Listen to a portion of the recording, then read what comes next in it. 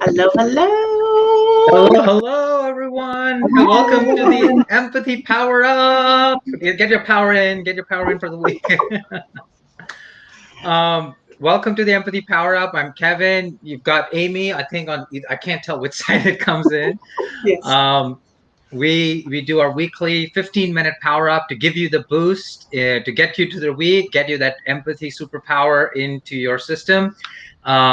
And today we've got an amazing topic that I learned from Amy, and I learned from her book, Empathy for Change. Really great book. But you want to, when I was reading the book, the idea of empathy deficit came to me, and we wanted to spend this week's theme where we talk about, tee it up today during the power up, and then we can have a deeper dive conversation on Thursdays on Clubhouse at 4 p.m. Pacific time, 7 p.m. Eastern time, as part of our Empathy for Change club on Clubhouse, where you can come find us and follow the club and join in on the conversation as well. You can chat. Hi, Moise, for chatting and commenting. Welcome. And to get started, Amy, I would love to. I learned about empathy deficit from you. You brought in amazing data. You looked at it. Just for this for the audience, just tell us a little bit about what is empathy deficit. How did you find it, and why do you think it exists right now? Yeah. As I was doing research for this book, I was thinking about, I really did a deep dive on empathy. I just was like, to tell you the truth, when you start researching, I Googled it and tried to see what came up. And there was this lovely talk that at the time he was a senator, Barack Obama did, and it talked about our empathy deficit. And I actually start exactly with a book, like in the introduction, calling it out. And I'd love to read a couple pages from it, from the book, to kind of introduce that to us. And then I also have data that also I dove deeper. This is stuff I did. Well, I guess I did Google it at some point in time, but I've collected and did my research and spent a lot of time online doing it. So Barack Obama, it's 2006, 2 years before he's elected president. He gives a powerful commencement address to the students of Northwestern University. And he says, the world doesn't just revolve around you. There's a lot of talk in this country about the federal deficit, but I think we should talk more about our empathy deficit, the ability to put ourselves in someone else's shoes, to see the world through those who are different from us, the child who's hungry, the laid-off steelworker, the immigrant woman cleaning your dorm room. So we now see the fruits of that empathy deficit. We are fractured as a country and globally. We focus more on what divides us than what connects us. The national gun control debate rages on while we become accustomed to the news of mass shootings in America. The rise of nationalism and white supremacy is reaching alarming levels and putting our democracy at risk. Police violence is killing Black and brown neighbors across this country. The advancement of technology has us trusting our smartphones more than each other. We feel disconnected to the work we do and float through life without purpose or sense of joy. At the heart of this issue is divide in values, those of us who value empathy and those who seemingly do not. Yes, what a powerful quote. And this those of us who value empathy and those of us who seemingly do not. Um, so what are like you mentioned, like in the quote, it talks about the impact of empathy deficit. And in your book, you talk about there was a survey that was done where it shows like how people were after years, we're seeing that it is more of the data is showing that the empathy deficit has increased since the last time it was done. Tell me a little bit about that. Let's like. Mm-hmm. Yeah. So our empathy deficit is literally the first third of my book goes into detail about where we are in our empathy deficit. And so that's like, I think about 5 or 6 chapters. So I'm not gonna be able to cover that in 15 minutes, but I really paint this picture where we start off in chapter 1, and it's called "We're Here Where We're Wrong." And I pretty much outline a lot of the research that I had found. And there's this research done by Sarah Conrath, Edward O'Brien, and Courtney Hsing from the University of Michigan, published in Personality and Social Psychology Review. This was published in 2010. They did this research on college students' self-reported empathy. And so they've found that self-reported empathy has declined since 1980, with a steep drop from 2000 to 2010. And so the study was officially published in 2011. So there's an alarming trend that's happening in our country. The trend essentially is leaning towards we're having less empathy and more narcissism. And there's a lot of different traits that are coming along with it, a lot of like a lot of psychology talk, but it's important to note. And there's a chart in here where it's talking about from 1966. They talked about the importance of life goals from 1966 to 2008 in a study that's here. And essentially is saying that this idea of being well off financially, money, and being a leader was on the incline, right? All things that have to do with capitalism, with narcissism in some ways. Not all things capitalistic are narcissistic. I just want to point that out. But the idea of philosophy in life is to have like this idea of what is it I have here? Developing a meaningful philosophy in life. That idea of meaning and connection was sharply declining, more so. And I've got a little picture right here, right, of it. So, yeah. So, good line. So anyway, that's some of the research, just the beginning of the research that talks about where we are with it. Yeah. And so they have some ideas on how do we get there. So what was really interesting in that is that the idea is like the rise of narcissism. And I want us to separate, like, empathy deficit is not only just happening empathy for others, but empathy for ourselves is part of that empathy deficit, and how that narcissism is different from self-empathy as well. Where self-empathy, I look at it as self-empathy is understanding your perspective, understanding how you're feeling, understanding your feelings, and trying to process those. And narcissism is more about is not reflection. It's more of I am amazing. I am everything. Everything is about me. That is void of that self-reflection, and that is part of that empathy deficit. Do you agree with that? Yeah, it definitely is. So like I was talking about this morning, I did a keynote with a .gov conference, and one of the things I talked about with empathy that you have to include is humility.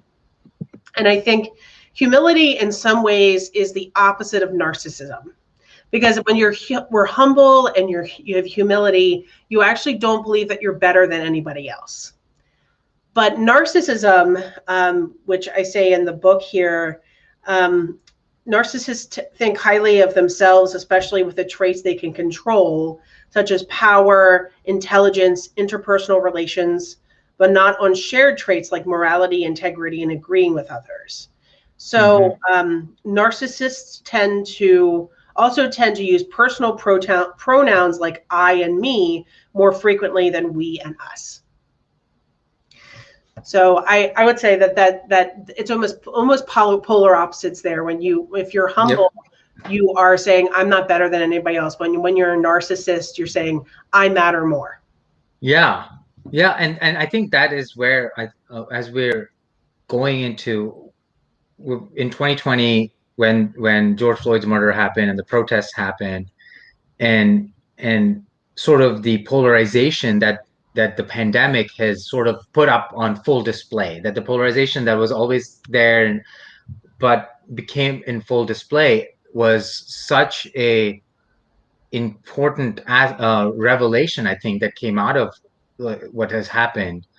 And I equate it to, as when I read the book, it was like, yeah, this makes sense. As we are becoming more about ourselves, but not in an empathetic way, but more in a narcissistic way, in a selfish way, the polarization makes sense, because now we're not talking to each other or understanding each other, we're talking past each other. Mm-hmm, mm-hmm. and Yep. and, uh, and our empathy deficit is preventing us from surviving the human species in the long term, I believe. Mm-hmm, mm-hmm.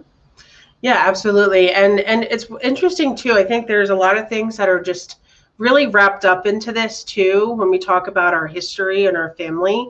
Um, I often think about, and although I didn't talk about it in depth here, but I do talk about it in my talks, is this idea of generational trauma. Mm-hmm. And that's a whole conversation we can have for another conversation some other time. But what I think about is um, the trauma that has been passed on from group to group. So my father, he passed away about 2 years ago, and he was an alcoholic and also narcissistic, and and so in a way, like growing up, I that's all I knew, right? Mm. And then his and the people like his father, there was narcissism there's ego, there's all these different things. So you learn these things from your parents, right? And you learn them from the people who are around you. And so if you don't have good role models growing up, which my father didn't have as many role models and had a lot of trials and tribulations.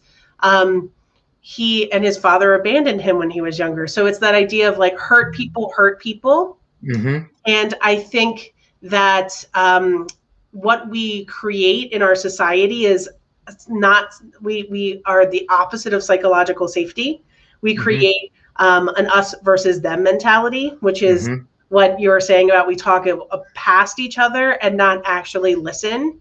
And I think that is just that is going to be our downfall if we keep going down this path. But what I'm saying in this book and saying with my work is that we can choose to go in a different direction. We talked about choice a while back, but I think it's so imperative for now for us to choose and lean into empathy rather than lean into what we think and our society has built around narcissism.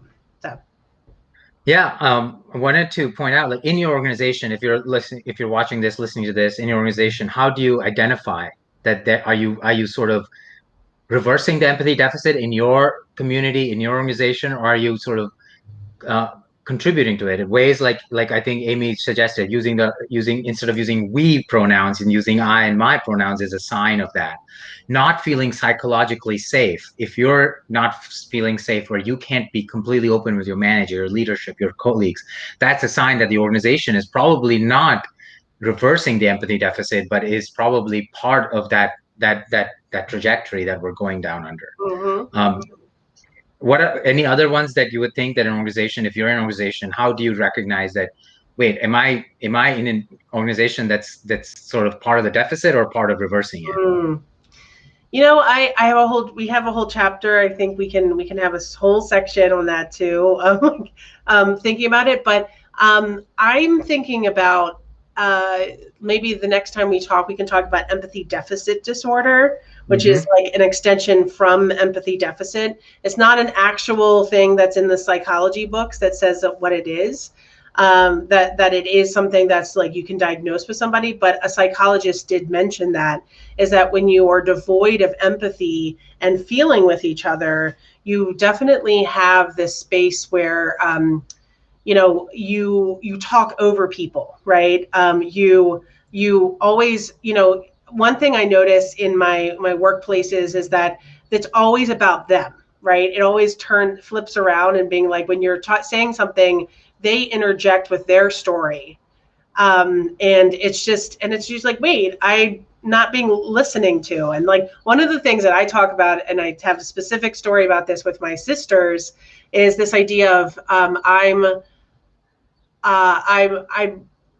when do you need to listen versus when do you need to solve a problem? Mm-hmm. Mm-hmm. And I talked Yeah, about yeah. in Cusco with my sisters, and my sister Jen just was like, well, there's something wrong with you if you have this mental health condition. You need to check into a psych ward when we get back from Cusco. And I was like, that's not what I want. I don't need you to tell me what to do. So we're over the 15. This also relates to Holly G. Hunter's question. Right. How do we feel about toxic positivity when we're encouraged to put our own needs in the backseat? How does compassion fatigue factor in when needs aren't being met? What I love about this question, because I talked about this weekend, I was telling my husband, we were cuddling, and I was just like, I will always first take care of myself before I take care of others, because if I don't take care of myself first, then I will not be able to authentically take care of others. Because he was worried that I was putting too much out and not taking care of myself. And I was like, no, I know that I'm always going to first take care of myself. And what are your thoughts on how does compassion fatigue factor into needs that aren't being met? Yeah. Compassion fatigue. So this is something I was actually talking about just the other day. So my mother was a nurse, and my sister is a physician's assistant, so almost like a doctor, and she's an executive in 2 different hospitals. So medical world is in my world, and we've had a lot of conversations about empathy during the pandemic in particular. And so one of the people that I was talking with too was the head of the American Nursing Association, and she's the director of innovation, and her name is Oriana Baudet. And we had a conversation about like those in helping professions, those who are highly sensitive, those who are when empathy is not being done to somebody who is an empath, who a highly sensitive person, it almost is worse that you're not being seen or heard. Everybody's got their own things that they need to unpack themselves, so it's hard to make generalizations. But I think when you're in a space that is not conducive to your own growth, I think that it's time for you to move on and to try to find someplace else that would be more conducive to that. And trying to find what would that look like. And I have to, again, in some ways it's a privilege to be able to make a decision on where you need to go. But there are certainly some steps that you can take that we can talk about at a later date on when you have compassion fatigue, where you keep giving and giving and giving. It's when you have to start thinking about yourself. And one quick thing I'll say about that is, like, one of my favorite places on Instagram is called the Nap Ministry. And it literally is a bunch of people, women of color, I think people of color too, who are just like literally saying, you know what, nap, take a nap, rest, take care of yourself, because that is an act of resistance, just that alone. And it's just a constant reminder that even if you had to take 10 minutes out of your day, do it, right? Because you have to take care of yourself first, like you were saying, before you do it to everybody else. And I certainly learned the hard way when you do it the other way around, where you care about everyone around you and then you don't put the mask on yourself. So yeah, it comes back to think about yourself first, put the mask on first. Thank you. Thank you for the questions and engagement, everyone. We're going to come back every week with the Empathy Power Up. Join us on Thursday on Clubhouse for our deeper conversation around this at 4 p.m. Pacific time, 7 p.m. Eastern time on Empathy for Change Club. Follow us on any of these platforms, message us, and you can send us topics you want us to discuss and unpack and recommendations, and we'll do those in these Power Up as well. Yep. Join our Clubhouse, Clubhouse, Empathy for Change, and then that will give you updates when it comes out. So thank you for joining us today. Thumbs up. Good job, guys. See you soon. Bye. Bye.